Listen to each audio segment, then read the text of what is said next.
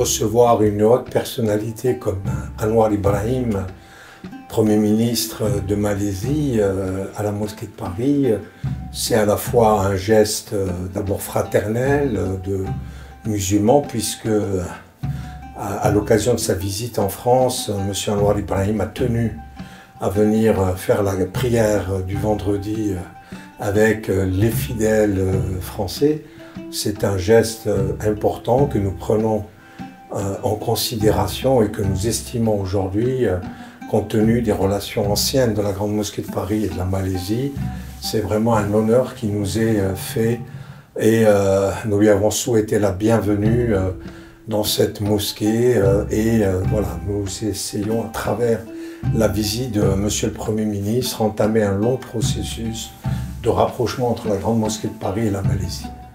Alors nous avons abordé avec Monsieur Anwar Ibrahim, Premier ministre de Malaisie, 3 questions essentielles. La première question, c'est la formation des imams. La Grande Mosquée de Paris est dotée d'un institut de formation, l'école Ibn Badis, et j'ai proposé à Monsieur le Premier ministre d'avoir un partenariat avec les organismes universitaires qui sont en Malaisie extrêmement performants dans le message mohammedien, un message de l'Wasatiyya, donc du juste milieu, et il y a une formation très intéressante, même si les deux rites ne sont pas les mêmes. Là-bas, c'est l'islam sunnite shafi'i, mais nous estimons que la longue expérience de la Malaisie dans la formation d'imams est vraiment précieuse pour nous. Ça, c'est le premier point. Le deuxième point, nous avons abordé la question de la certification halal, parce que la Malaisie est un pays, je dirais, très important en matière de certification halal. Là aussi, ils ont une très longue expérience.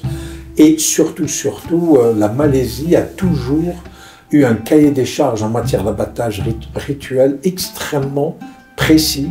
Et nous souhaiterions bénéficier donc de cette expérience, de cette expertise pour pouvoir nous-mêmes affiner notre cahier des charges et être à la hauteur des enjeux pour l'abattage rituel ici en France. Et le troisième aspect, c'est tout ce qui concerne le religieux, c'est-à-dire l'apprentissage du Coran. Il y a quelques années de cela, j'avais envoyé un imam participer en Malaisie à un concours international de récitation du Coran, et je voudrais là également intensifier nos relations pour que nous puissions envoyer des jeunes musulmans en Malaisie pour apprendre la récitation du Coran, qui est cette psalmodie très intéressante et qui est vraiment une école.